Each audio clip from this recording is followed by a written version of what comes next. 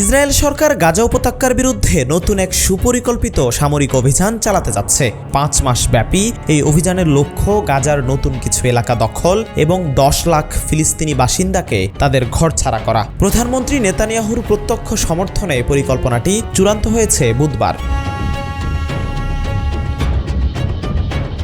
Times of Israel জানায় অভিযানে অন্তত 5টি আইডিএফ ডিভিশন অংশ নেবে। পরিকল্পনাটি এমনভাবে সাজানো হয়েছে যাতে গাজার কেন্দ্রীয় এলাকাগুলোর নিয়ন্ত্রণ গ্রহণের পাশাপাশি নতুন করে বসতি স্থাপনের সুযোগ তৈরি হয়।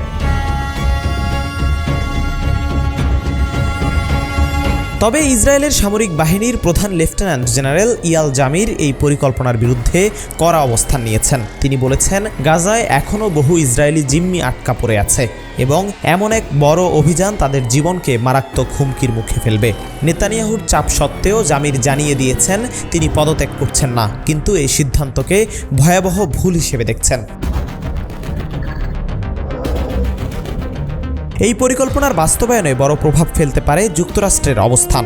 জেরুজালেম পোস্টকে দেয়া তথ্য অনুযায়ী মার্কিন প্রশাসন এখনও অভ্যন্তরীণ আলোচনা চালিয়ে যাচ্ছে গাজা পরিস্থিতি নিয়ে। যুক্তরাষ্ট্র যদি মানবিক সহায়তা বাড়ানোর পক্ষে সিদ্ধান্ত নেয়, তবে ইসরায়েলের সামরিক উদ্যোগে কিছুটা ধাক্কা লাগতে পারে।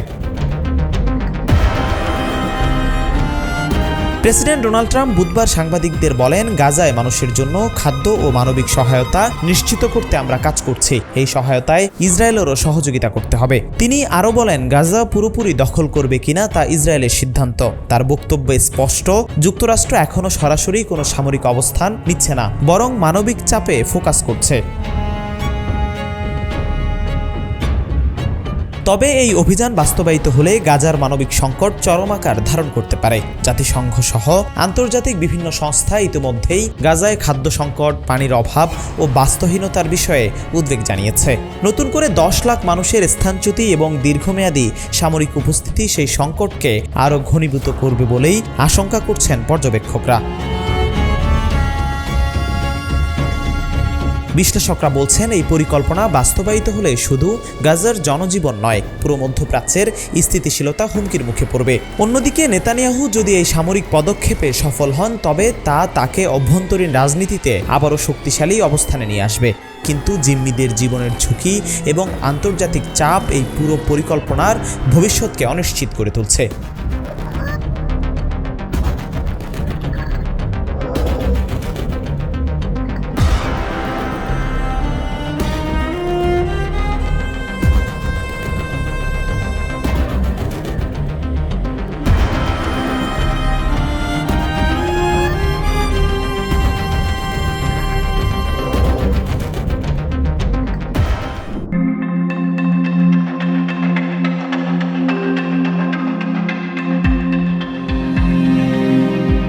ভারতের পোশাক ও তৈরি পণ্যের ওপর চড়া শুল্ক আরোপের ঘোষণা দিয়েছেন মার্কিন প্রেসিডেন্ট ডোনাল্ড ট্রাম্প।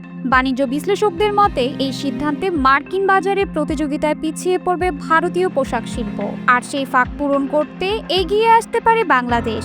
বিশেষজ্ঞরা মনে করছেন, ভারতের উপর যুক্তরাষ্ট্রের চড়া শুল্ক বাংলাদেশের তৈরি পোশাক রপ্তানিকে নতুন এক সম্ভাবনার দরজা খুলে দিতে পারে। বর্তমানে যুক্তরাষ্ট্র বাংলাদেশের তৈরি পোশাক শিল্পের অন্যতম বৃহত্তম রপ্তানি গন্তব্য। ভারতীয় পণ্যের দাম বেড়ে গেলে মার্কিন আমদানিকারকরা বিকল্প উৎস খুঁজবে, যেখানে বাংলাদেশের পোশাক শিল্প নির্ভরযোগ্য সরবরাহকারী হিসেবে সুবিধা পাবে। শিল্প সংশ্লিষ্টরা বলছেন, এই সুযোগ কাজে লাগাতে হলে দ্রুত মান ও সময়নিষ্ঠ ডেলিভারির সক্ষমতা বাড়াতে হবে। পাশাপাশি সরকার ও উদ্যোক্তাদের যৌথ উদ্যোগে যুক্তরাষ্ট্রে বিপণন প্রচার, শুল্ক সুবিধা বজায় রাখা এবং নতুন ক্রেতা নেটওয়ার্ক গড়ে তোলার দিকেও মনোযোগী হতে হবে। ভারতীয় পণ্যে ট্রাম্পের চড়া শুল্ক খুলে দিতে পারে বাংলাদেশি পোশাকের বাজার, ধারণা বিশ্লেষকদের। মার্কিন শুল্কের নতুন সিদ্ধান্তে চরম বিপাকে পড়েছে ভারতের তৈরি পোশাক খাত। যুক্তরাষ্ট্রে ভারতীয় পোশাকের উপর 50% শুল্ক আরোপের ঘোষণা দেওয়ার পর থেকেই বড় মার্কিন ক্রেতারা অর্ডার স্থগিত করেছে।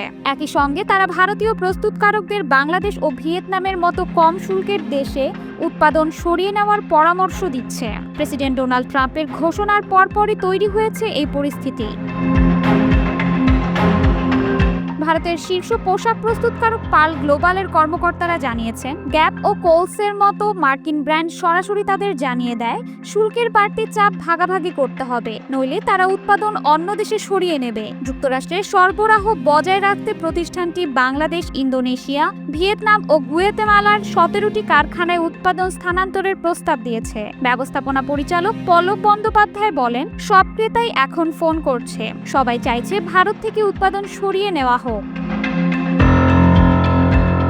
প্রাথমিকভাবে ভারত করমুক্ত সুবিধা পাওয়ার আশা করেছিল, কিন্তু নয়াদিল্লি ওয়াশিংটনের সম্পর্কের অবনতির কারণে এখন ভারতকে দিতে হবে 50% শুল্ক, যেখানে বাংলাদেশ ও ভিয়েতনামের জন্য তা 20% আর চীনের জন্য 30%। ভারত এই সিদ্ধান্তকে অত্যন্ত দুর্ভাগ্যজনক বলে অভিহিত করেছে। পার্ল গ্লোবালের প্রায় অর্ধেক ব্যবসা যুক্তরাষ্ট্রের উপর নির্ভরশীল। কিছু ক্রেতা শর্ত দিয়েছে, শুল্কের বোঝা ভাগ না নিলে তারা ভারত থেকে আর পণ্য নেবে না। একই পরিস্থিতির মুখোমুখি রিচাকো এক্সপোর্টসও। তারা এবছর যুক্তরাষ্ট্রে $11.10 কোটি পোশাক রপ্তানি করেছে, যা সম্পূর্ণই ভারতে উৎপাদিত। প্রতিষ্ঠানের মহাব্যবস্থাপক দীনেশ রাহেজা জানিয়েছেন, তাদের 95% রাজস্বই আসে যুক্তরাষ্ট্রের রপ্তানি থেকে এবং এখন তারা নেপালের কাঠমান্ডুতে উৎপাদন সরিয়ে নেওয়ার সম্ভাবনা খতিয়ে দেখছেন। শুধু পোশাক খাত নয়, শুল্কের প্রভাব পড়েছে ভারতের অন্যান্য রপ্তানি শিল্পেও। শীর্ষ জুয়েলারি ও ঘড়ি নির্মাতা টাইটান জানিয়েছে, তারা যুক্তরাষ্ট্রের বাজারে শুল্ক সুবিধা বজায় রাখতে কিছু উৎপাদন মধ্যপ্রাচ্যে সরিয়ে নেওয়ার কথা ভাবছে। আবার শীর্ষ প্রস্তুতকারক রেমন ইথিওপিয়ায় তাদের কারখানা উৎপাদন বাড়ানোর পরিকল্পনা করছে, যেখানে মার্কিন শুল্ক মাত্র 10%। বাংলাদেশের রাজনৈতিক অস্থিরতা ও চীনের উপর নির্ভরশীলতা কমাতে যুক্তরাষ্ট্র সম্প্রতি ভারতকে বিকল্প হিসেবে দেখেছিল। বিশেষত দক্ষিণ ভারতের তিরুপ্পুর দেশটির নিট পোশাক উৎপাদনের কেন্দ্র। মোট রপ্তানির 1/3 সরবরাহ হয় এখান থেকে, কিন্তু শুল্কের খবরে এই শিল্পাঞ্চলে আতঙ্ক ছড়িয়ে পড়ে। কটন ব্লসম ইন্ডিয়ার নির্বাহী পরিচালক নাভিন মাইকেল জন জানিয়েছেন, কিছু ক্রেতা অর্ডার স্থগিত করেছে, আবার কেউ কেউ শুল্ক কার্যকর হওয়ার আগেই দ্রুত চালান পাঠাতে চাইছে। তিরুপুর রপ্তানিকারক সমিতির সাধারণ সম্পাদক এন থিরুকুমারন জানিয়েছেন, এখানে কিছু পোশাকের দাম মার্কিন ক্রেতাদের জন্য মাত্র $1 আর টি শার্টের দাম $3.5 থেকে $5 মধ্যে। এসব পণ্যের ওপরও শিগগিরই 50% শুল্ক বসবে, যা ভারতের তৈরি পোশাক খাতের জন্য মারাত্মক চ্যালেঞ্জ হয়ে দাঁড়াবে।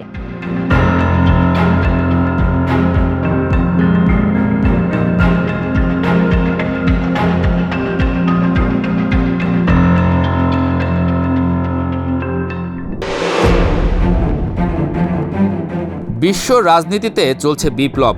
প্রত্যক্ষভাবে যুক্তরাষ্ট্রের মুখোমুখি দাঁড়িয়ে আছে চীন, রাশিয়া, ভারত। ধারণা করা হচ্ছে বিশ্বব্যাপী ক্ষমতার ভারসাম্য পরিবর্তনের দোরগোড়ায় দাঁড়িয়ে আছে মানব সভ্যতা। একদিকে ভারত, রাশিয়া, চীন, অন্যদিকে যুক্তরাষ্ট্র। ইউক্রেন ইস্যুতে খুব শীঘ্রই আলোচনায় বসতে সম্মত হয়েছেন ট্রাম্প ও পুতিন। আলোচনায় রাশিয়া ইউক্রেন যুদ্ধবিরতি ছাড়াও স্থান করে নিতে পারে আমেরিকার নিষেধাজ্ঞা নীতি। রাশিয়ার উপপররাষ্ট্রমন্ত্রী ঘোষণা দিয়েছেন যে মস্কো, চীন এবং ভারতের সাথে IRIC কাঠামো পুনরুজ্জীবিত করতে আলোচনা চলছে।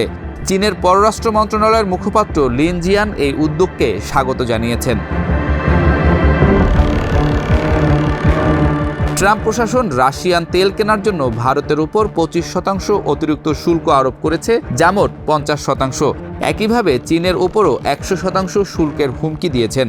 এই চাপ 3 দেশকে আরও কাছে এনেছে। বিশেষজ্ঞরা মনে করেন ট্রাম্পের আক্রমণাত্মক নীতি অনিচ্ছায় ঐতিহাসিক প্রতিদ্বন্দ্বীদের একত্রিত করেছে।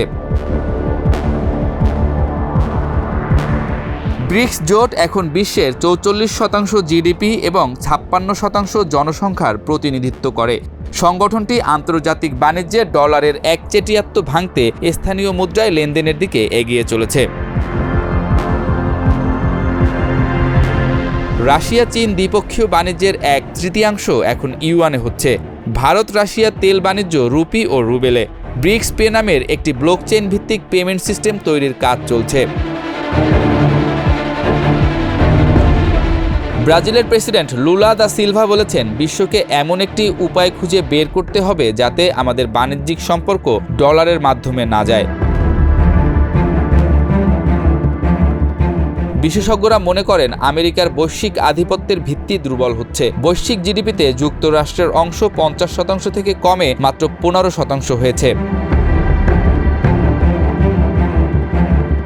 2010 সালে একজন ইতিহাসবিদ ভবিষ্যৎবাণী করেছিলেন যে আমেরিকান আধিপত্য 2025 সালের মধ্যে শেষ হতে পারে। অভ্যন্তরীণ রাজনৈতিক বিভাজন ও অর্থনৈতিক চ্যালেঞ্জ আমেরিকার নেতৃত্বের ভিত্তি নড়িয়ে দিচ্ছে। আফ্রিকা, এশিয়া ও লাতিন আমেরিকার দেশগুলো আর নীরব দর্শক নেই। তারা আন্তর্জাতিক প্রতিষ্ঠানে বেশি প্রতিনিধিত্ব ও ন্যায্য অধিকার দাবি করছে। G20-তে আফ্রিকান ইউনিয়নের অন্তর্ভুক্তি এই পরিবর্তনের প্রমাণ। গ্লোবাল সাউথ গত 20 বছরে বিশ্ব অর্থনৈতিক প্রবৃদ্ধির 80% অবদান রেখেছে এবং তাদের বৈশ্বিক জিডিপির অংশ 24% থেকে 40% এর বেশি হয়েছে। বিশ্ব এখন আর একক পরাশক্তির নিয়ন্ত্রণাধীন নেই। চীন, রাশিয়া সীমাহীন অংশীদারিত্ব, ভারতের কৌশলগত স্বায়ত্তশাসন এবং মধ্যম শক্তিগুলোর উত্থান নতুন বিশ্ব ব্যবস্থার ইঙ্গিত। আন্তর্জাতিক বিষয়াবলী এক মেরুকেন্দ্রিক থেকে বহু মেরুকেন্দ্রিক সিস্টেমে স্থানান্তরিত হচ্ছে, যেখানে ক্ষমতা আরও বিতরণ করা। তবে এই জোটের নিজস্ব সমস্যাও রয়েছে। চীন ভারত সীমান্ত বিরোধ, রাশিয়া ইউক্রেন যুদ্ধ এবং অভ্যন্তরীণ রাজনৈতিক চ্যালেঞ্জ। কিন্তু আমেরিকার একতরফা চাপ তাদের ঐক্যবদ্ধ করছে। RIC এর সাফল্য মূলত ভারত চীন সম্পর্কের উন্নতির উপর নির্ভরশীল। যদিও কোনো আনুষ্ঠানিক জোট বা প্রতিরক্ষা চুক্তি নেই, কিন্তু সাধারণ চাপ তাদের সমন্বয় সাধনে বাধ্য করছে। 2025 সালে বিশ্ব রাজনীতির মোড় ঘুরে যাওয়ার মুহূর্ত। পশ্চিমা আধিপত্যের যুগ শেষ হয়ে নতুন বহুমেরুকেন্দ্রিক বিশ্ব ব্যবস্থার সূচনা হচ্ছে। এই পরিবর্তন শান্তিপূর্ণ হবে নাকি সংঘাতময় তা নির্ভর করবে বড় শক্তিগুলোর বুদ্ধিমত্তা ও সংযমের উপর। এই পরিবর্তনকাল অসুস্থ লক্ষণের জন্ম দিতে পারে, যেমনটা গ্রামশি বলেছিলেন। মূল প্রশ্ন হচ্ছে, নতুন এই বিশ্ব ব্যবস্থা কি বেশি ন্যায্য ও স্থিতিশীল হবে নাকি আরও বেশি অস্থিরতার জন্ম দেবে? বিশ্ব এখন একটি ঐতিহাসিক রূপান্তরের মধ্য দিয়ে যাচ্ছে, যা আগামী দশকগুলোর জন্য আন্তর্জাতিক সম্পর্কের ভিত্তি নির্ধারণ করবে।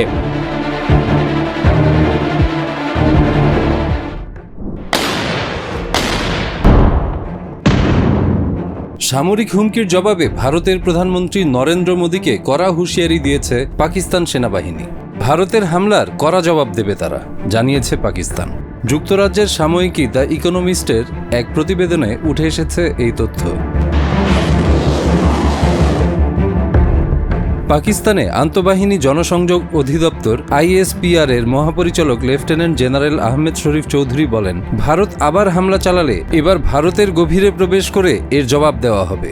এক সাক্ষাৎকারে তিনি বলেন, পাকিস্তান ভারতের যে কোনো স্থানে আঘাত হানতে সক্ষম, আর এবার হামলা শুরু হবে পূর্ব দিক থেকে। বিশ্লেষকদের মতে এই বক্তব্য পারমাণবিক শক্তিধর দুই প্রতিবেশীর মধ্যে চলমান উত্তেজনার প্রেক্ষাপটে সবচেয়ে কঠোর প্রতিক্রিয়া। দুই দেশের এই উত্তেজনা শুরু হয় এপ্রিলের পেহেলগাম হামলার পর, যেখানে অন্তত 26 জন পর্যটক নিহত হন। ভারত এর জন্য পাকিস্তানকে দায়ী করে, যদিও ইসলামাবাদ অভিযোগ অস্বীকার করে।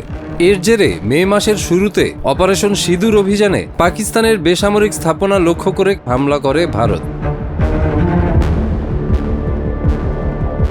জবাবে পাকিস্তানও চালায় অপারেশন বুনিয়ান উন মারসুস, যেখানে ভারতের বিভিন্ন সামরিক অবস্থান লক্ষ্যবস্তু হয়। যুক্তরাষ্ট্রের মধ্যস্থতায় থামে 87 ঘন্টা ধরে চলা এই সংঘাত। পাকিস্তান এই অভিযানে নিজেদের ঐতিহাসিক সামরিক বিজয় দাবি করে এবং সেনাপ্রধান আসিম মুনিরকে ফিল্ড মার্শাল পদে উন্নীত করা হয়। পাকিস্তানি কর্মকর্তাদের দাবি, জেনারেল চৌধুরীর বক্তব্য মূলত ভারতের যে কোনো উস্কানির জবাবে শক্তিশালী প্রতিরোধের বার্তা। তিনি যে পূর্বাঞ্চল বলেছেন তাতে ভারতের অর্থনৈতিক কেন্দ্র যেমন কলকাতা, জামশেদপুর, রাঁচি, বোকারো, রাউরকেলা, ভুবনেশ্বর ও পাটনার মতো শহর অন্তর্ভুক্ত। এসব এলাকায় রয়েছে শিল্পাঞ্চল, জ্বালানি কেন্দ্র, বন্দর ও গুরুত্বপূর্ণ আইটি ও ডেটা হাব। একজন সামরিক বিশ্লেষক বলেন, এসব স্থানে হামলা মানে দাঁড়ায় এবারের গোলাগুলি শুধু সীমান্তের গোলাগুলিতেই সীমাবদ্ধ নয়। পাকিস্তান ভারতের গভীরেই শুরু হবে হামলা। পাকিস্তান মনে করছে নয়াদিল্লি আরেকটি অপারেশন সিঁদুর চালানোর প্রস্তুতিতে বিভ্রান্তিকর প্রচার চালাচ্ছে। এটি ভিত্তিহীন অভিযোগ, সাজানো সন্ত্রাসী নাটক ও পাকিস্তানকে হেয় করার প্রচেষ্টা। পাকিস্তান আবারও তাদের অবস্থান স্পষ্ট করেছে যে তারা শান্তিপ্রিয় রাষ্ট্র। তারা চায় আঞ্চলিক স্থিতিশীলতা, তবে সতর্কবার্তা দিয়ে বলেছে শান্তিকে কেউ যেন দুর্বলতা হিসেবে না দেখে, কারণ প্রয়োজন হলে পাকিস্তান কৌশলগত শক্তি প্রয়োগে দ্বিধা করবে না।